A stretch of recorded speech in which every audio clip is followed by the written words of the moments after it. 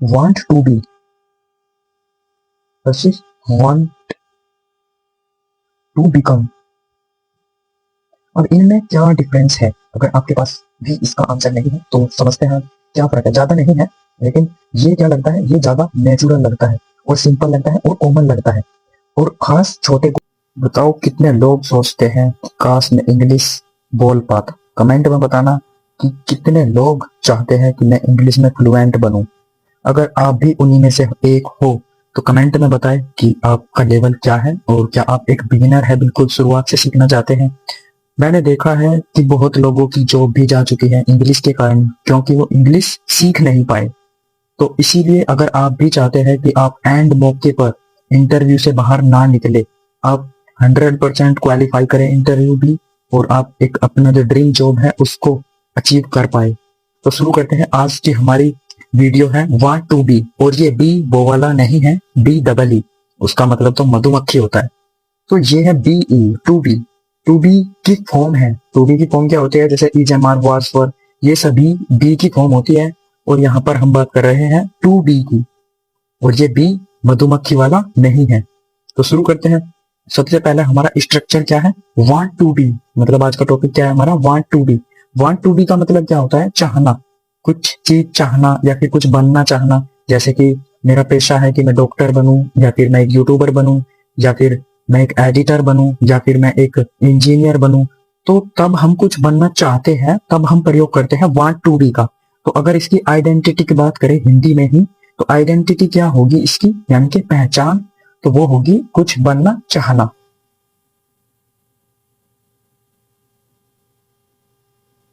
Identity, identity का मतलब क्या होता है? पहचान। और पहचान क्या है? कुछ बनना चाहना।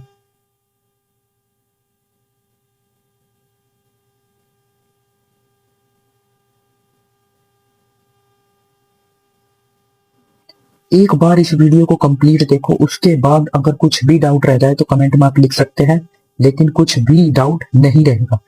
तो वांट टू बी का मतलब क्या होता है? कुछ बनना चाहना। वांट का मतलब क्या होता है? चाहना। टू बी का मतलब क्या होता है? कुछ होना। तो मतलब कुछ बनना या फिर कुछ चाहना। तो ऐसे ही शुरू करते हैं और आगे। तो सबसे पहले मैं चाहता हूं कि इसका स्ट्रक्चर लिखूं, फिर उसके बाद में हम इसके ऊपर डिस्कस करते हैं। सबसे पहले स्ट्रक्चर क्या होगा? सब्जेक्ट, मैं चाहता हूं कि WH वर्ड वाला लिखे सबसे पहले। तो WH वर्ड में क्या होगा? Do, then noun, then want, after want to, then be. इसके बाद क्या होगा? आप बीच में प्लस लगा सकते हैं, इसे do, then want, sorry noun, then उसके बाद want, then plus to, then plus be. उसके बाद क्या होगा? या तो कोई नाउन आवेगी,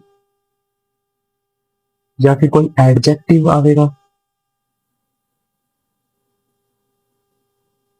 या फिर कोई फ्रेज भी आ सकता है। फ्रेज क्या होता है? वाक्यांश, जो वाक्य को पूरा करते हैं।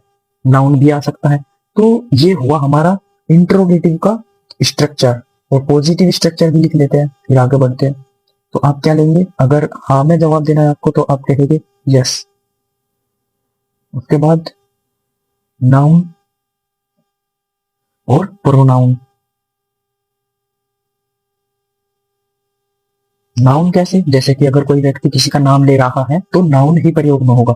अगर कोई व्यक्ति किसी का प्रोनाउन यूज कर रहा है, जैसे कि ही, सी, ऐसे यूज कर रहा है, तब प्रोनाउन यूज होगा। उसके बाद वांट टू बी, देन उसके बाद नाउन या फिर एडजेक्टिव, देन उसके बाद फ्रेज। अगर बात करें नेगेटिव की, तो नेगेटिव क्या होगा? नेगेटिव में हम नो, देन नाउन, उसके बाद या फिर प्रोनाउन, फिर want to be, sorry don't, don't या फिर do not, want to be, then उसके बाद क्या होगा? नाउन या फिर एडजेक्टिव, या फिर फ्रेज। अब हमारे स्ट्रक्चर हुए कंप्लीट। अब मैं कुछ बताता हूँ वांट के बारे में कि हम इसका प्रयोग कब करते हैं और कैसे करते हैं और क्यों करते हैं। तो शुरू करता हूँ। पहला क्या है? पहला है जब हम किसी की जो किसी का प्रोफेशन है या फिर उसकी जॉब है उनको बनने की इच्छा प्रकट करते हैं। जैसे कि I want to be a doctor, मैं एक डॉक्टर बनना चाहता हूँ। तो सबसे पहला क्या है? किसी प्रोफेशन या फिर जॉब पाना या फिर मतलब कि बनने की इच्छा रखना।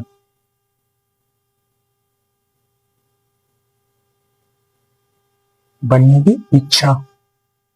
जैसे कि एग्जांपल देखते हैं साथ में।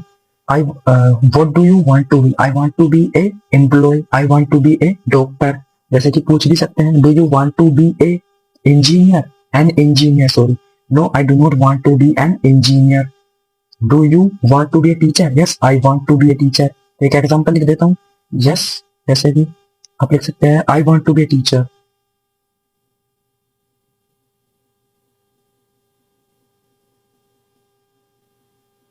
आई want to be a teacher.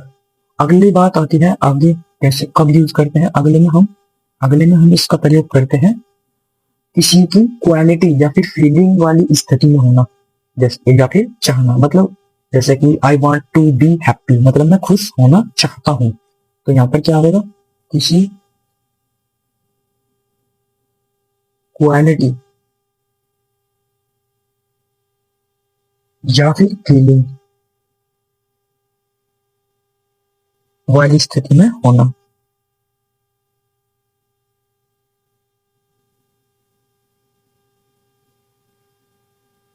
होना या फिर चाहना।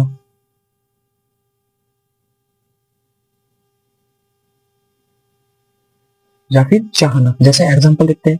आई वांट टू बी हैप्पी, मतलब मैं खुश होना चाहता हूं। I want to be happy, मैं खुश होना चाहता हूं। I want to be rich, मैं अमीर होना चाहता हूं। I want to be strong, मैं ताकतवर होना चाहता हूं। अब पूछ भी सकते हैं आप, do you want to be happy? क्या आप खुश होना चाहते हैं? Yes I want to be happy. No I do not want to be happy. अगली आता है हमारा थर्ड नंबर। थर्ड नंबर में क्या है?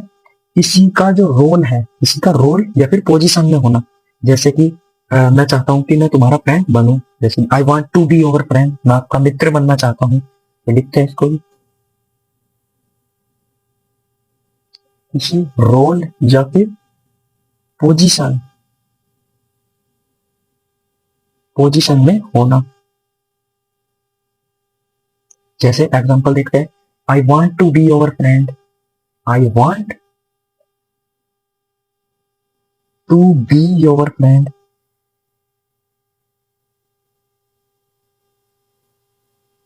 आई want to be your friend, मतलब मैं आपका मित्र बनना चाहता हूं।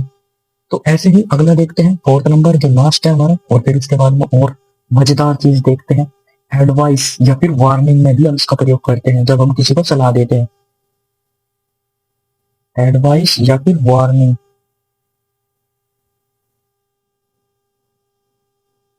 वार्निंग में भी हम इसका प्रयोग करते हैं। यू, जैसे कि you want to be careful, तुम्हें सतर्क होना चाहिए, मतलब कि सावधान होना चाहो तो हो वरना खतरा है। तो एग्जांपल क्या होगा इसका? यू वांट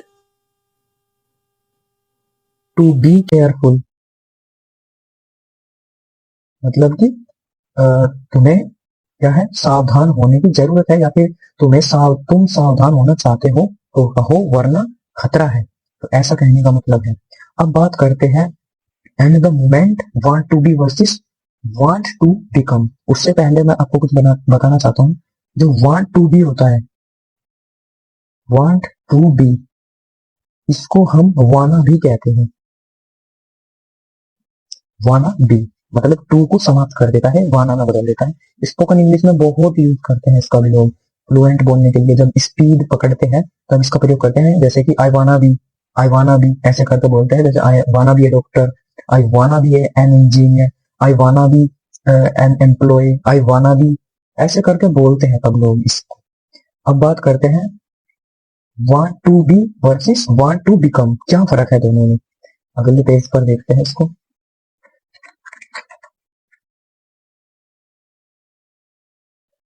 अब करते हैं हम बात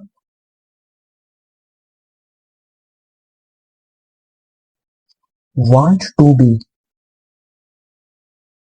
वर्सेस वांट टू बिकम, और इनमें क्या डिफरेंस है? अगर आपके पास भी इसका आंसर नहीं है तो समझते हैं क्या फर्क है। ज्यादा नहीं है, लेकिन ये क्या लगता है, ये ज्यादा नेचुरल लगता है और सिंपल लगता है और कॉमन लगता है, और खास छोटे गोल्स या फिर जो जर्नल ड्रीम होते हैं उनके लिए इसका प्रयोग किया जाता है, जो मतलब थोड़ा फॉर्मल लगता है उनके। जैसे कि I want to be an engineer, तो मतलब छोटा मोटा मतलब कोई ड्रीम है या फिर बड़ा भी हो सकता है, लेकिन एक ज्यादा फॉर्मल नहीं है, मतलब इन एक ये कह सकते हैं आप एडवांस लेवल नहीं है जैसे, तो तब हम इसका ऐसे प्रयोग करते हैं। तो थोड़ा फॉर्मल बनाने के लिए क्या करते हैं, इसको बिकम का प्रयोग करते हैं, वांट टू बिकम का। तो शुरू करते हैं। वैसे बी का मतलब भी होना होता है और बिकम का मतलब भी होना ही होता है, बी और बिकम। तो इसका प्रयोग हम कब करते हैं, वांट टू बी, और वांट टू बी का प्रयोग ज्यादातर तब किया जाता है जब नेचुरल हो, नेचुरल या फिर सिंपल और कॉमन, जब ये कॉमन लगता है। और अगर बात करें, एग्जाम्पल हम देख चुके हैं, जैसे I want to be an engineer, I want to be an NDA officer. अगला बात करते हैं वांट टू बिकम की, want to become. Want to become में क्या है, ज्यादा मेजर डिफरेंस नहीं है, मतलब ज्यादा बड़ा। तो वांट टू बिकम थोड़ा फॉर्मल लगता है, इसका प्रयोग तब करते हैं थोड़ा ये फॉर्मल लगता है,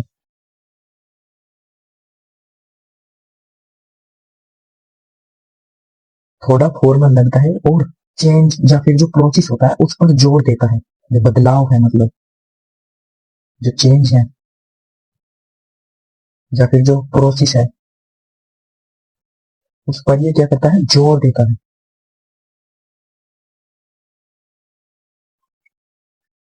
जैसे जब आप कुछ मतलब ज्यादा स्ट्रगल करके कुछ चीज करते हैं, कुछ अपना जो ड्रीम है उसको प्राप्त करते हैं, तब हम बिकम का प्रयोग करते हैं। स्ट्रगल इसमें बहुत इंपॉर्टेंट है, बहुत नेसेसरी है। जैसे I want to be a successful businessman, मैं क्या बनना चाहता हूँ, एक सक्सेसफुल बिजनेसमैन बनना चाहता हूँ। तो इसका एग्जाम्पल आप लिख सकते हैं। तो मैं कुछ एग्जाम्पल की प्रैक्टिस करा देता हूँ बस, और उसके बाद वीडियो को समाप्त करते हैं। जैसे कि do you want to be a terrorist, क्या आप एक टेररिस्ट बनना चाहते हैं? No, I do not want to be a terrorist. We have already learned all WH words, so now we can practice all of them. So what do you want to be? I want to be an employee. I want to be a teacher. Whatever you want, you can choose. Whichever you want, you can choose. It's depend on you. So let's start some example, means other example. I gave you that example. So do you want be happy? Do you want to be happy? Sorry, do you want to be happy? Yes, I want to be happy. No, I do not want to be happy. Do you want to be sad? Yes, I want to be sad. No, I do not want to be sad. Why don't you want to be sad? Why do not want to be sad? Because I'm happy, or because I don't like to become happy. Sorry, to become sad. And do you want to be an engineer? Yes, I want to be an engineer. No, I do not want to be an engineer. Do you want to be Do you want to be the teacher of English? Do you want to be the teacher of English? क्या आप English के अध्यापक बनना चाहते हैं? No, I do not want to be the teacher of English. Do you have any dream? We have already learned have, so now we can practice on them, on it. Not only it, we can practice on them because we have learned almost 9 to 10 rules something. So that's why we should practice all of them. Like our first rule was do. So if I talk about do you go to temple? Yes, I go to temple. No, I do not go to temple. Do you?